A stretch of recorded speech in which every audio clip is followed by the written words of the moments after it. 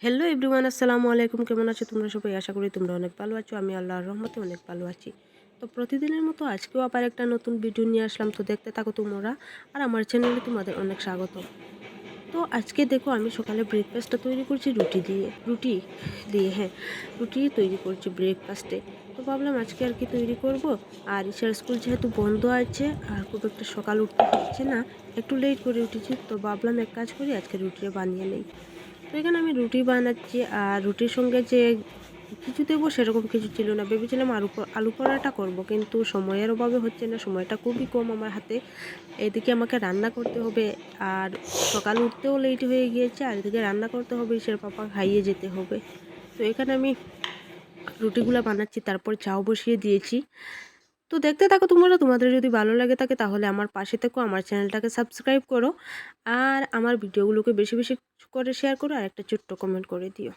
তো আজকাল না, আমি দেখছি সোশ্যাল মিডিয়াতে খুব বেশি তুলপাড় হচ্ছে যে কামরুল জিন্নাত ওনাদের একটা বেবিকে নিয়ে। আসলে ওনারাই বুঝতে পারছে যে ওনাদের একটা বেবি মারা গিয়েছে।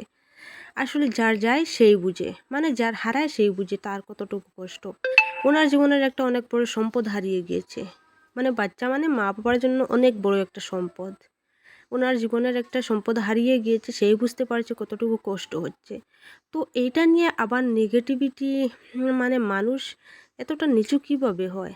তো বেবিদের ভিডিও তো সবাই আপলোড করে, বেবির ভিডিও করে, বেবি যখন জন্মই হয় না তখনও ভিডিও করে, জন্ম হওয়ার পরেও ভিডিও করে। তো এতটুকু এখানে কি দোষ করেছে ওরা যে ওদেরকে নিয়ে এত কিছু তুলপাড় করা হচ্ছে সোশ্যাল মিডিয়াতে? তো আমি দেখলাম, যেহেতু ওনারা বাংলাদেশি, তো আমি ওনাদের কাপল ব্লগ করেন ওনারা, তো ওনাদের ভিডিও দেখতে আমার ভালো লাগে। তো আজকে এটা দেখে আমার আর সহ্য হচ্ছে না, ভাবলাম ওই ছোট্ট বাচ্চাটাকে নিয়েও কিন্তু মানুষ এরকম রোস্ট ভিডিও করছে, কেন করছে? বা ছোট্ট বাচ্চাটা আর কি বুঝে? ও বুঝে একটা শিশু। আল্লাহর ইচ্ছা ছিল উনি নিয়ে যাবেন, তো নিয়ে গিয়েছেন। এখানে ওরা মা বাবার দোষ কোথায়? মা বাবা কি করে আসলে? এখন দেখেন, আমরাও মা বাবা আছি। আল্লাহ না করুক এরকম দিন আমাদের কাউকে দেখতে না হোক, কারণ সহ্য করতে পারবো না। তো ওনারাও সেমই সহ্য করতে পারবেন না, ওনাদেরও অনেক কষ্ট হচ্ছে।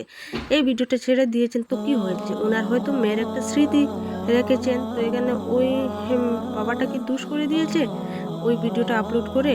তো এখানে দেখো, ওনার মেয়েকে নিয়ে যাচ্ছেন, তো ওনার বন্ধু নাকি ভিডিও করেছে, আর মানুষ কি না কি আবুল তাবুল বকাঝকা করছে।